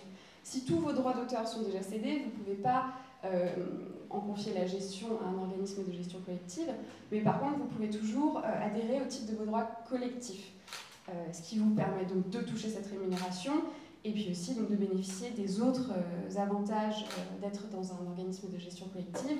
Là je vais vous les présenter un petit peu plus en détail pour ce qui est de la DHEP en tout cas.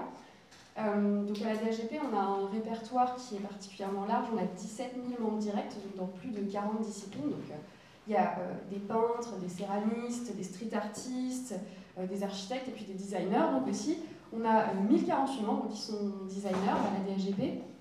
Il y a des noms connus, on a par exemple, il y a des successions d'artistes, donc il y a Le Corbusier, Jean Prouvé, mais il y a aussi des artistes contemporains comme Elisabeth Garouste, Nathalie Crasset, Constance Guisset, et puis beaucoup d'autres designers beaucoup plus jeunes et beaucoup moins connus qui font partie de nos membres aussi. Donc on a, avec tous ces membres c'est toujours l'intérêt qui a déjà été dit ce soir, donc de faire partie d'un collectif et donc de faire valoir ses droits de façon beaucoup plus efficace. En plus de ces 17 000 membres directs, on a aussi les 200 000 membres indirects en fait, qu'on a par le biais de nos sociétés sœurs. Et ça, l'avantage aussi, c'est qu'on ne gère pas les droits uniquement pour les utilisateurs situés en France, mais on peut agir dans le monde entier. Donc par exemple, si votre affiche se retrouve dans un magazine publié par une société espagnole, et bien par le biais de nos sociétés sœurs et des accords qu'on a signés avec elles, et bien on pourra quand même collecter vos droits et vous les répartir, même pour les utilisations qui sont faites à l'étranger.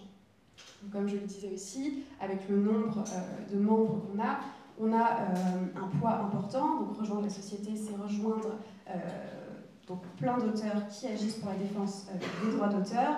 Ça permet à la DHGP de faire du lobbying auprès de sociétés, mais aussi auprès des institutions publiques. Donc par exemple, on arrive à obtenir des accords avec des sociétés comme des plateformes, donc YouTube. En ce moment, il y a des négociations avec Facebook, donc pour qu'il y ait une meilleure rémunération quand les œuvres sont diffusées sur ces plateformes, mais aussi donc avec les pouvoirs publics.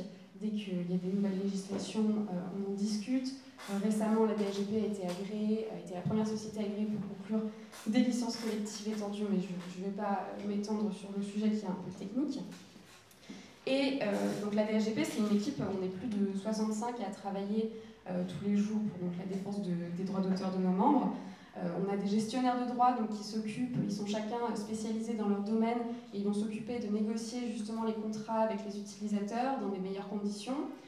Il y a un service informatique qui a développé des outils spécifiques adaptés donc, à nos membres. Donc on a des outils de gestion de droits, on a aussi un outil de reconnaissance automatique d'œuvres qui crawl les pages internet et qui retrouve les œuvres qui sont utilisées et qui donc vont permettre de générer des factures qu'on envoie aux utilisateurs, on collecte l'argent et puis on le répartit à nos membres qui sont concernés. Il y a donc un service juridique dont je fais partie, où on est 5 juristes, on accompagne nos membres, on leur répond à toutes les questions juridiques qui peuvent se poser. On fait aussi des formations sur le droit d'auteur toute l'année pour nos membres. Et puis on a un service d'action culturelle qui fait plusieurs actions, et donc je vais laisser Anne présenter cette partie-là. Très bonne transition. Merci Delphine, c'est une très bonne transition. Je ne vais pas être longue. Merci Sylvia pour l'invitation. On est très heureux d'être là ce soir. Donc je me présente, moi je suis Anne Morien-Guichard, je travaille donc à la DHGP comme Delphine, mais donc dans un service qui s'appelle le service d'action culturelle. En fait, finalement, nous, on est un service, on a un budget en fait, qui est issu de la copie privée. Tout à l'heure, Delphine nous a parlé de la copie privée. Je ne sais pas si vous savez ce que c'est. La copie privée, c'est une redevance. En fait, quand vous achetez un téléphone ou un ordinateur ou une clé USB, il y a une redevance qui vient rejoindre un fonds, en fait, et qui est redistribué entre les différentes OGC. C'est-à-dire la SACEM pour la musique, la SACD pour les scénaristes, la SCAM, et puis la CEF et la DHGP. J'en oublie sans doute, mais voilà. Et dans ce lot copie privée, en fait, il y a une loi qui est passée où il y a 25% de cette redevance qui doit être affectée à l'action culturelle. Donc nous, on a développé en fait deux sortes d'action, d'aide. Une aide en direct aux artistes, en fait, donc destinée à nos 17 000 membres, ou pas. En fait, ça peut être ouvert aussi à tous les artistes en fonction des aides et des bourses, et des soutiens qui viennent à des institutions, pour des expositions, pour des festivals, mais aussi pour, pour de la professionnalisation en direction des artistes. Si je prends le volet qui est destiné en direct aux artistes, on a une vingtaine de bourses en fait, qui sont éditées en fait, chaque année. Ça peut être des bourses pour des résidences. On a par exemple une résidence pour des auteurs BD avec la Villa Médicis et la CIBDI d'Angoulême. On a une résidence avec le Fort d'Ivry et le fonds des archives audiovisuelles du ministère des Armées. Plus spécifiquement, en fait, pour les designers, on a mis en place, on lance là une bourse en fait en direction, en fait avec le Mobilier National et la Casa de Velázquez pour une recherche sur la laine mérinos en fait qui est une spécialité espagnole, et donc c'est une bourse de recherche de 3 mois qui est destinée aux artistes. On lance aussi une bourse avec une commission répertoire. En fait, on a des commissions répertoires, c'est-à-dire que on a mis au point, en fait, depuis 3-4 ans, des commissions où sont réunis des artistes d'une même discipline, qui sont membres de la DHEP. Marie-Noël, qui est là, fait partie de la commission art appliqué. Et donc, chaque commission dispose d'un budget. Et là, on va lancer, en fait, une bourse en direction de designers en fait, émergents, en fait, qui ont moins de 5 ans d'activité professionnelle. Et un des constats des membres de la commission, c'était de dire que c'était très compliqué en fait, pour des jeunes sortant d'école d'aller à la rencontre de commanditaires, en fait, d'entreprises, d'associations, etc. Donc là, on lance une bourse qui va être lancée au 15 novembre pour justement permettre à des duos de se former autour de projets environnementaux ou sociétaux. On a aussi, en fait, pour les artistes émergents, ce qu'on appelle nos prix révélation. Et en fait, on a une révélation design, c'est la 6e édition cette année, qu'on a lancée donc, avec l'ENSAD. Et donc cette année, le jury s'est réuni récemment et on a récompensé Samer Selbach autour de en fait, un designer textile. En fait. Voilà.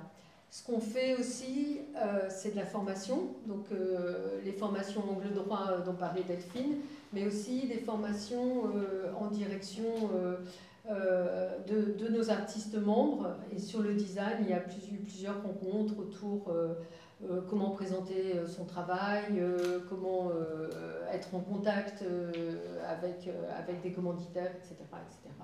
Voilà, je répondrai, je crois qu'il y a un verre après, donc si vous avez des questions, peut-être venez me voir et on peut en parler plus directement. Voilà, merci beaucoup. Merci beaucoup Anne et Delphine. Je pense que oui, c'est bien de conclure les rencontres et laisser la parole aux questions. Je pense qu'il y en a beaucoup, j'ai vu beaucoup de gens noter des choses. Et donc maintenant, je vais inviter Guillaume Lannon et Anaïs Guéraud, si tu veux venir. On fait duo, voilà, c'est bien. Et du coup, j'ai noté une petite phrase pour Guillaume Lannon, donc, qui est graphiste, scénographe au sein du collectif Au fond à gauche et président du coup de la CEF, la Société des auteurs, des arts visuels et de l'image imprimée. Et Anaïs qui est directrice... Agnès, voilà. Ça allait passer aussi. C'est bien aussi, Anaïs. Ça me change. Anaïs, voilà, on change de tête de prénom, excusez-moi, qui est directrice juridique de la CEF. Donc, on posera ensuite les questions et vous avez toutes les informations, les outils, les plaquettes, bien entendu, à prendre ici. Je vous laisse la parole. Alors, juste une petite précision, donc la CEF, c'est la Société des auteurs des arts visuels et de l'image fixe. Donc moi je voulais revenir plutôt sur les fondements, le droit d'auteur. Enfin, comme vous le savez, quand on est graphiste, on a des obligations fiscales, des obligations sociales, et le parent pauvre, systématiquement, c'est le droit d'auteur. Il est victime de la phobie administrative des auteurs, où plein d'auteurs, notamment de graphistes, de peintres, enfin c'est valable pour tout le monde, là, au moins tout le monde est sur un pied d'égalité, délaissent cet aspect-là.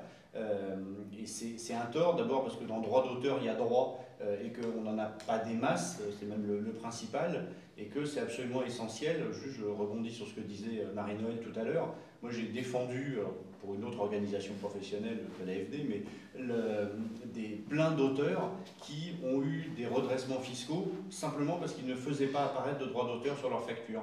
On leur disait, puisqu'il n'y a pas de droit d'auteur, vous n'êtes pas auteur, donc tous vos frais professionnels, hop, on n'en parle plus, je ne considère que vos revenus, et que vos recettes, et là du coup forcément c'est beaucoup plus douloureux. Donc après il faut prouver qu'effectivement il y a du droit, même si c'est pas écrit sur les factures, enfin bon. Et donc le droit d'auteur, c'est un vrai enjeu individuel, d'abord parce que ça vous fait des revenus, et que en général c'est pas, voilà, c'est pas superflu, que bien évidemment, enfin, donc, il y a le droit moral dont Delphine a parlé, qui est la protection de l'intégrité de notre travail, et ça c'est aussi essentiel. Ça veut dire qu'un commanditaire, ou même n'importe qui n'est pas le commanditaire de l'œuvre, ne peut pas en faire ce qu'il veut, la dénaturer, la détruire, etc. Donc ça nous protège, et pour le coup c'est quand même la seule chose qui nous protège. Donc il faut s'en saisir. Alors le droit moral, il ne peut être géré que par l'auteur lui-même. On ne peut pas en confier la gestion à une société de gestion de droit d'auteur, voilà, par essence même, c'est à l'auteur de décider.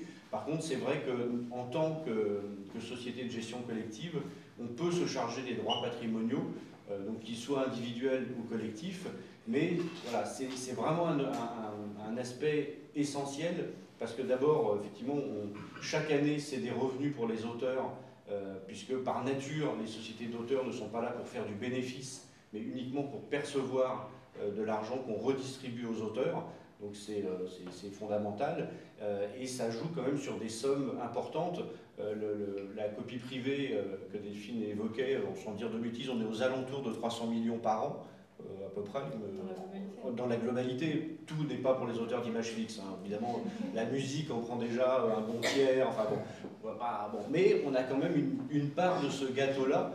Et c'est de l'argent qui de toute façon est perçu, parce que effectivement c'est des redevances, notamment sur les téléphones, sur tout un tas de supports vierges. Et donc il faut être dans une société de droit d'auteur. En fait, la question ne devrait même pas se poser, ça devrait être automatique pour n'importe quel auteur ou étudiant qui sort de l'école. Dans la musique, ils ont ce réflexe-là. Il y a que le premier auteur d'une musique ou de paroles va s'inscrire à la SACEM. Ils sont 120 000. Nous, c'est pas un réflexe. Il y a, grosso modo, quand on cumule la DAGP et la CEF, il y a un tiers des auteurs d'images fixes qui sont dans une société de droit d'auteur, et c'est pas normal.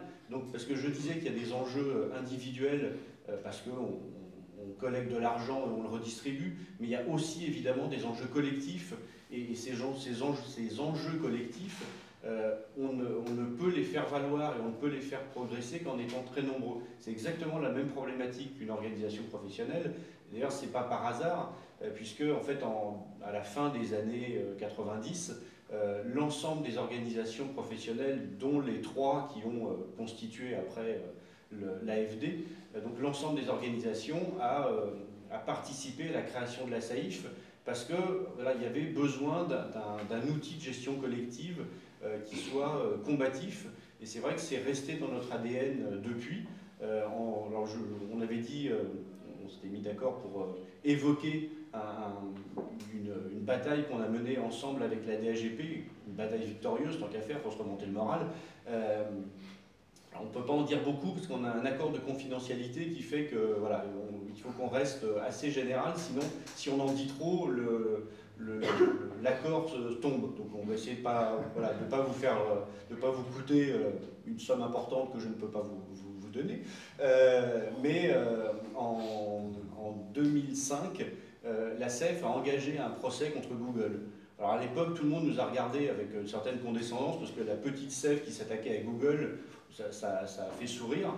Sauf que 16 ans après, l'année dernière, avec la DAGP, on a signé un accord avec Google, et que pendant 10 ans, maintenant, Google va nous rémunérer pour l'ensemble des images diffusées sur Google Images, Google Street, etc. Enfin, tous les services Google.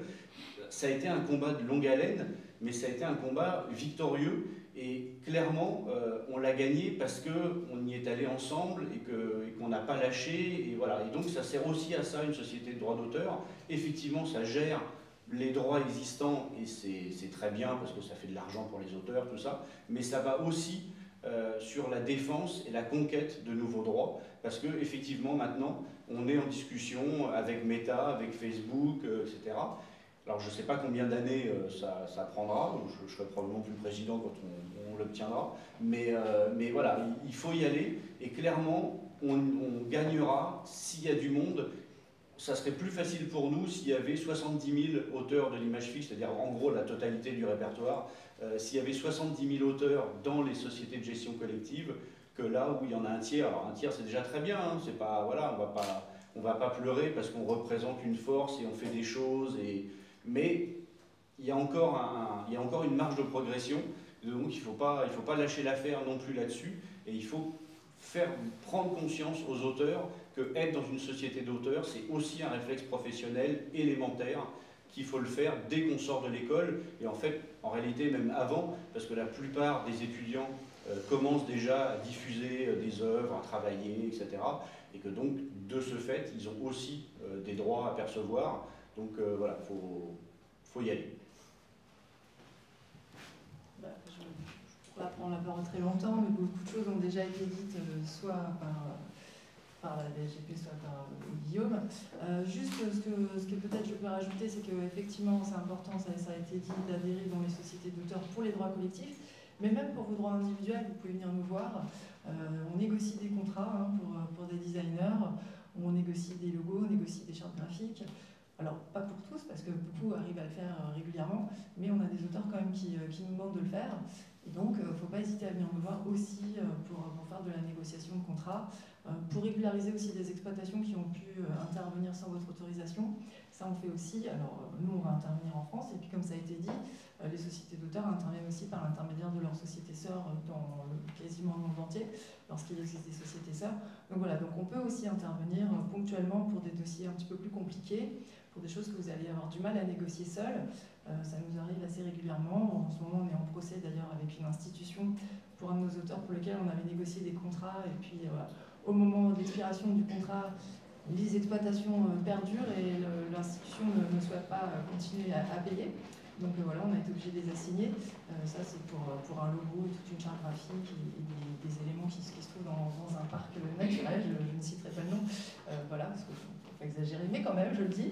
Ils ont pas souhaité continuer à payer. Donc oui, je disais, on est intervenu aussi pour des auteurs qui ont fait des devantures de magasins. Et voilà, c'était pour le monde. Enfin voilà, il y a vraiment beaucoup de choses. Vous faites énormément de choses.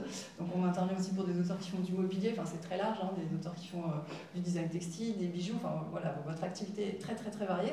Donc en tout cas, on est en capacité de négocier la totalité de ce genre de dossier. Si on ne l'a pas encore déjà fait, on s'y met, hein, c'est pas compliqué, c'est notre métier.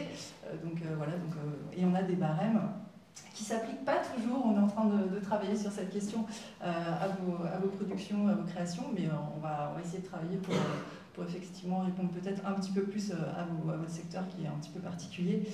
C'est sûr qu'on a plutôt l'habitude de travailler avec des œuvres qui sont... voilà, comme la photo ou comme une peinture. Ce que vous faites, là, on a vu beaucoup de choses, effectivement, avec peut-être des typographies, des choses comme ça. On est quand même en capacité, même si ça ne figure pas spécifiquement dans nos barèmes, de le négocier. On trouve toujours des solutions pour que le commanditaire et l'auteur puissent se mettre d'accord. Donc voilà, donc on est à votre disposition, on tient une permanence juridique une fois par semaine, soit sur place, soit à la suite de la crise sanitaire, c'est plutôt à distance maintenant. Mais voilà, n'hésitez pas soit à venir nous voir, soit à nous appeler, nous écrire. On ne va pas vous refaire le détail qu'a fait Delphine pour la DGP, parce que en fait, le fonctionnement est exactement le même. On fait aussi de l'aide à travers le car copie privé, etc. Donc voilà, on ne va pas vous en faire le détail. On accompagne Chaumont depuis quelques années. Enfin, voilà. Bon, en fait, on a le même répertoire et le même fonctionnement général. Encore une fois, l'important, c'est qu'il faut être dans une société d'auteurs. Après, vous regardez, vous choisissez celle qui vous plaît le plus. Mais le réflexe professionnel indispensable, c'est d'être dans une société. Donc effectivement, il y a la DGP, il y a la SCAM qui a un tout petit répertoire d'images fixes. Mais ils ne font pas le design. Bon, ils ne font pas le design, donc voilà, c'est ça. Et donc la CEF, et voilà, choisissez, mais choisissez. Par contre, c'est important, il faut en choisir une en tout cas. Merci. Merci beaucoup à vous pour ces présentations. Avant de vous inviter quand même tous et toutes à venir vous asseoir sur les chaises que j'ai préparées pour vous ici, qui sont vides depuis le début. et laisser la parole au public parce que je pense qu'il y a des questions qui reviennent. Et ensuite, on terminera avec quelques mots sur points communs et un petit pot de convivialité, juste pour vous partager peut-être une petite anecdote sur la question des droits d'auteur et sur la question en amont des marchés publics. Moi, c'est comme ça que je suis arrivée à l'AFD il y a 4-5 ans.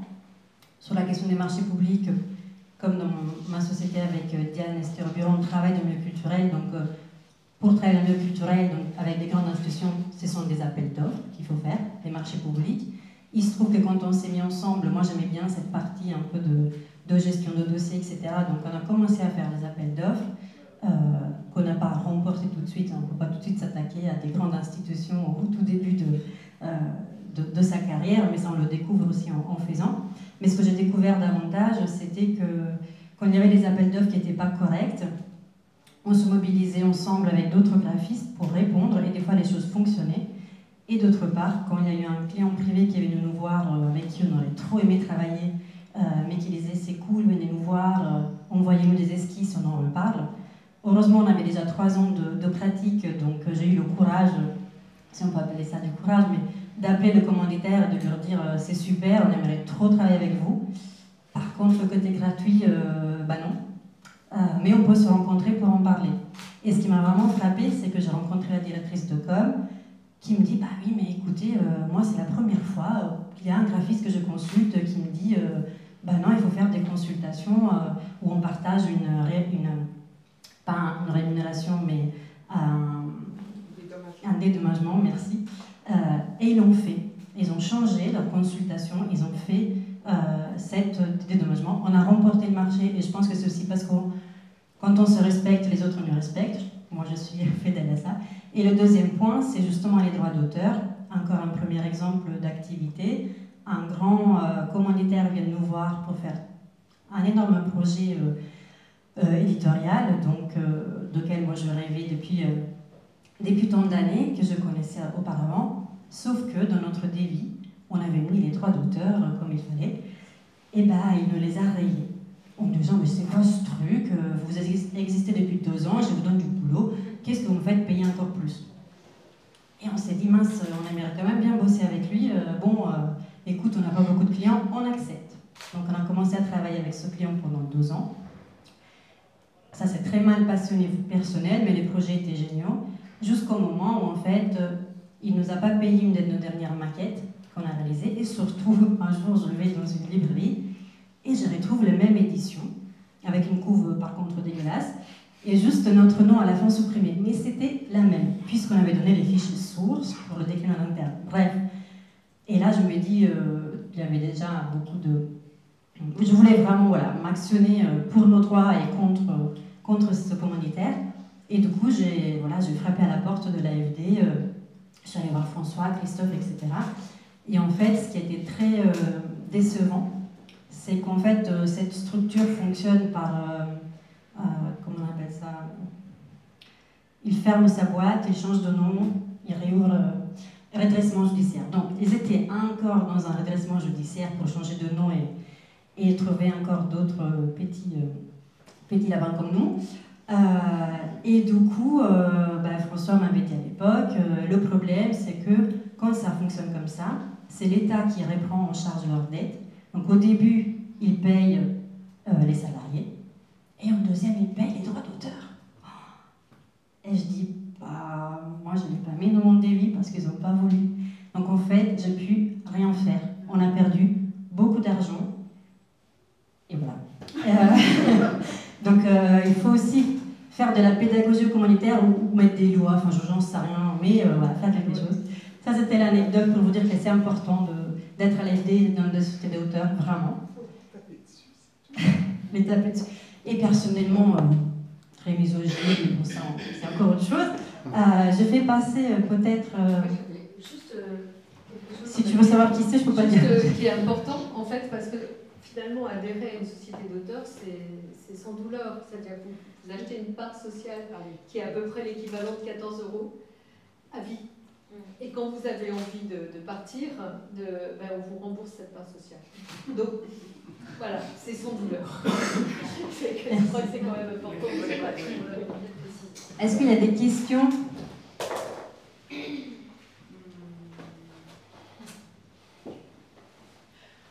Allez-y, hein. Profitez-en, ils sont tous là.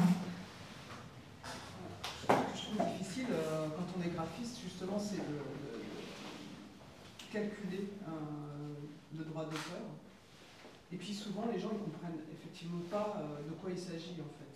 Et pour nous, c'est difficile de leur expliquer. Quelqu'un qui vient de demander un logo, il a l'impression que c'est son logo et qu'après, il fait ce qu'il veut avec. Et c'est difficile, surtout pour les petites entreprises et tout ça. Enfin, après, j'imagine que dans les grands groupes, ils sont au courant un peu plus de comment ça se passe, mais voilà. Donc, c'est aussi, souvent, c'est difficile Enfin, on n'a pas trop de pouvoir parce qu'en gros, si on insiste, on perd le boulot, quoi. Ben, c'est ce que j'expliquais avant, sauf que je trouve que si à l'époque, et d'ailleurs j'en suis pas encore, donc je perds la chose pour ne pas y être encore, mais si à l'époque j'étais dans une société d'auteur, à un moment j'aurais juste dit écoutez, voici le numéro, c'est madame, messieurs, voilà. Et je pense que ça aurait été un autre point, mais en fait, comme je ne connaissais pas, j'étais perdue, je ne sais pas si vous voulez. Je pense que c'est aussi l'intérêt des sociétés de gestion collective, c'est de mettre un intermédiaire entre vous et les commanditaires. C'est qu'à un moment, il y a un dialogue qui se fait, les juristes dans les sociétés d'auteurs sont à l'écoute de ce que peuvent leur dire les commanditaires, mais à un moment, il y a un barème, il y a un prix, c'est la loi, et ils payent. Et je veux dire, avec n'importe quelle autre fourniture, entre guillemets, ils ne discuteront pas. Je veux dire, s'ils se font livrer un camion de bois, le camion de bois, ils le paieront, d'une manière ou d'une autre. Alors, effectivement, c'est aussi mon métier, donc je sais bien que c'est pas facile et que c'est plus facile de dire ce que je dis là que de le vivre au quotidien. Mais en même temps, effectivement, il faut qu'on fasse œuvre de pédagogie avec nos commanditaires. Et puis à un moment, si la pédagogie ne suffit pas, il faut changer aussi le rapport de force. C'est-à-dire qu'effectivement, on est toujours le pot de terre face au pot de fer du commanditaire. Les sociétés d'auteurs, quand le commanditaire il a au téléphone un juriste, il n'a plus l'auteur sur lequel il peut faire pression. C'est-à-dire le juriste, la juriste, elle est payée, elle est salariée, elle applique les règles, et voilà. C'est aussi tout l'intérêt, et c'est aussi pour ça qu'on a créé les sociétés d'auteurs, c'est de mettre cette distance, parce que c'est difficile quand on est graphiste, qu'on fait un logo, n'importe, mais c'est aussi très compliqué pour un peintre qui veut exposer et qui réclame le droit de présentation publique. On lui dit, attends, déjà, t'imagines pas la pub que ça te fait, le discours qu'on a tous, c'est quand même super bon pour ta promo, quoi. Et donc non, il y a des lois, il y a des règles, il y a des barèmes, il y a des tarifs, et pourquoi on serait les seuls travailleurs qui ne font pas respecter leurs règles professionnelles? Et clairement, les sociétés d'auteurs, elles ne sont, presque elles ne sont pas là que pour ça, mais elles sont là en grande partie pour ça. Donc c'est pour ça, c'est vraiment indispensable en fait d'être dans une société de gestion. Alors après, effectivement, chacun peut choisir de confier ses droits individuels ou seulement ses droits collectifs. Dans tous les cas, on peut les gérer, mais voilà, il faut utiliser les outils qui ont été créés pour ça. Nous, en l'occurrence. Je vais rebondir sur ce que tu dis, parce que c'est vrai que c'est très intéressant. Et par exemple, tu parlais du droit de monstration ou d'exposition. En fait, ça a été un gros combat pour la CEF et pour la DAGP. C'est-à-dire, et là non plus, on ne va pas nommer des institutions, mais des grands musées ne payaient pas de droit d'exposition il y a quelques années. Et en fait, grâce au combat qui a été mené par les sociétés, en fait, maintenant, le droit d'exposition, il est systématiquement, à peu près, même dans des grands festivals, même des grands festivals de photos, pour ne pas nommer personne non plus, les droits d'exposition n'étaient pas nommés. C'est-à-dire, le discours, c'était, vous avez la chance d'être exposé, mais est-ce que vous imaginez, en fait, de dire à un danseur ou un musicien ou un compositeur, tu as la chance d'être diffusé ou à l'Opéra de Paris, donc vous n'allez pas être payé. Voilà, c'est le discours qu'on vous tient à peu près. Un musicien, je pense qu'on en est capable. Un plombier, beaucoup moins. Un plombier, on va le payer de toute façon. Alors moi, je ne suis pas du tout graphiste dans le design textile, donc l'argument quand on vous dit qu'effectivement on ne peut pas vous payer en droit d'auteur, alors moi j'ai un argument simple et qui marche assez bien. Je leur dis, écoutez, si je ne vous facture pas correctement en bonne et due forme, eh bien en cas de contrefaçon de votre produit, vous ne pourrez pas revendiquer devant un tribunal la propriété de votre produit. Donc en général, ils regardent quand même à deux fois et on arrive à trouver un compromis et j'arrive à facturer quand même des droits d'auteur. Donc voilà, il y a des... Voilà, alors ça, effectivement, c'est pour du produit, hein, c'est du design qui est lié au produit. Effectivement, sur le graphisme, c'est peut-être un peu plus compliqué.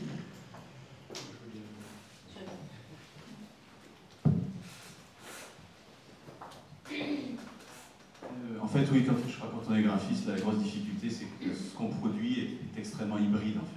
C'est au croisement de plein de disciplines, et je pense que c'est difficilement identifié. On sait qu'on a la loi avec nous. Enfin, je dirais que nous, on s'en sert du droit d'auteur comme un garde-fou. C'est-à-dire qu'on le stipule en bas de nos notes d'honoraires, de nos notes de cession de droit.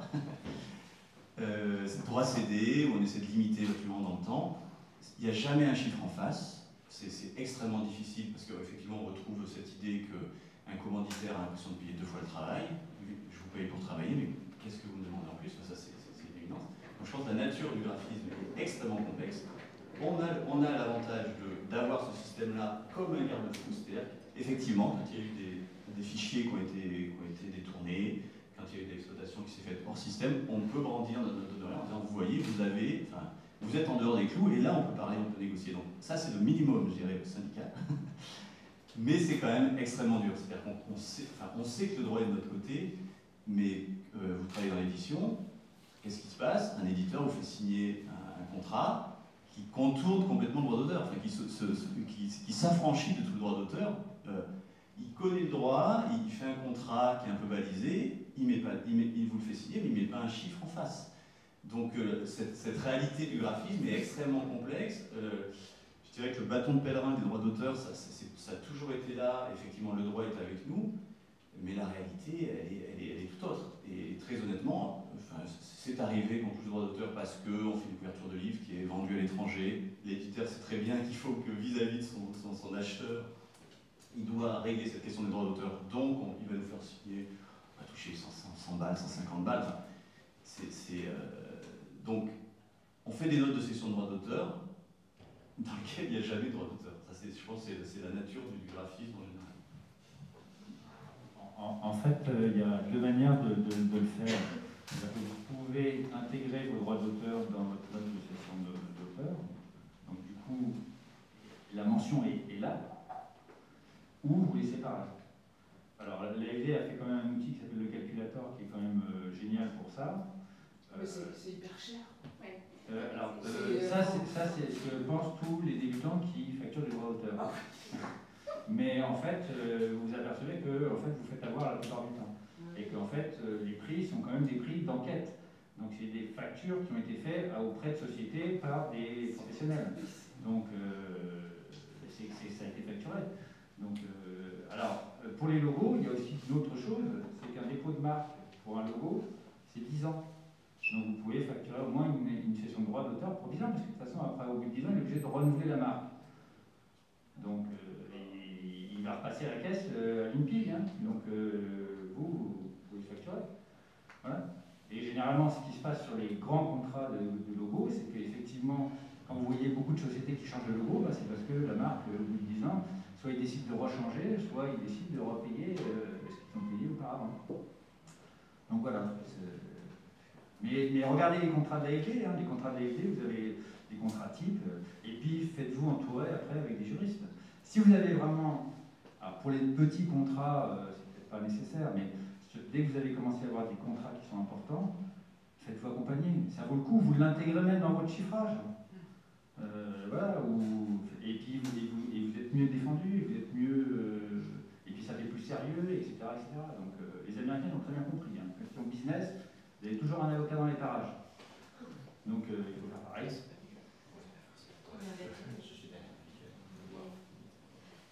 Ouais, je me permets de rebondir là-dessus. En effet, le calculateur donc, permet déjà de comprendre une méthodologie de devis, de la phase recherche à la phase pré-production, etc. Ce qui est intéressant dans le calculateur, c'est que c'est ouvert non seulement aux graphistes, mais aux commanditaires. Donc eux aussi peuvent aller voir et se référencer là-dessus. Sur la question du prix, en effet, comme il dit très justement, il est basé sur des enquêtes. Et je dirais que oui, quand on est designer indépendant, on se dit ce prix à la journée, mais on ne pourra jamais le faire. Et en fait, depuis que je suis à la Guide, depuis 5 ans, j'écoute, surtout voilà, François qui a donc traduit ce livre, Monsieur parlait des États-Unis et du business, voilà, parler business quand on est créateur, gagner sans idée gratuite. Et à chaque fois que je lui dis ah j'ai eu un problème, François tu me dit tu l'as pas lu, t'as pas lu page, nanana. Et en fait il y a 2 choses, c'est que la première, je me rends compte que c'est difficile, surtout au début, mais avec les années tu te rends compte que quand tu commences avec un commanditaire qui te dit non au droit d'auteur, qui déjà n'évalue pas la valeur de ton travail, à 90% la collaboration se passe pas très bien. Donc déjà, tu sais que c'est pas peut-être un client vers qui il faut aller. Et que malheureusement, au début, j'ai l'impression que plus tu as des personnes comme ça, plus tu vas t'entourer de gens comme ça. Donc peut-être vaut mieux, et c'est le plus compliqué, d'apprendre à dire non, pour qu'ensuite, ils vont plus respecter l'avenir. Donc c'est avec le temps qu'on apprend ça. Mais si on l'apprenait à les étudiants qui sont là, je suis ravie, ils sont venus à toutes les rencontres, depuis le début, à la sortie de vos études, non, voilà, c'est très bien. Je vous propose peut-être qu'il y a un moment de convivialité un petit peu pour poser des questions, et je voudrais terminer sur un travail qui est en cours et sur des rencontres qui ont lieu, donc comme je vous disais l'année dernière, le point commun, dans lesquels on retrouve Pascal, par exemple, qui était Pascal Manger avec nous, et Yann Ocomte aussi, donc c'était sur 4 soirées de thématiques de care, commun, territoire, ressources, des notions que j'entendais pendant le Covid en me disant mais pourquoi tout le monde parle de care, qu'est-ce que ça veut bien dire? Et du coup, avec Romain Dion, on a mis en dialogue des designers, mais des architectes, des chercheurs, des enseignants, des directeurs de laboratoire pour questionner ces notions. Et donc là, il y a une édition qui est en cours où j'ai pris le parti pris d'en faire un glossaire commenté de toutes les notions qui étaient ressorties, parce que l'idée de ces rencontres qu'on a portées avec Romain, c'était de faire dialoguer les personnes avec des notions. Donc on écrivait des notions, on les réquestionnait, on les supprimait, on les changeait, etc. Et du coup, cette édition qui sortira, je l'espère, d'ici la fin de l'année, puisque c'est un travail qu'il faut faire, bien entendu, avec les auteurs, ceux qui ont participé pour être d'accord avec tout leur texte, sera donc publié, et j'espère qu'il pourra être un outil pédagogique pour pouvoir ensuite refaire ces rencontres. Avant de conclure, pour qu'on prenne un petit verre quand même, et moi j'ai un petit truc. Voilà, moi je tenais juste encore à remercier Michel et Fanny et tout ce mois de rencontres que nous avons organisées, très riches et très fatigants. Bientôt c'est les vacances, donc ça c'est super. Et merci encore à toutes et à tous d'avoir été là et aux invités d'avoir partagé tout ça. On va boire un verre.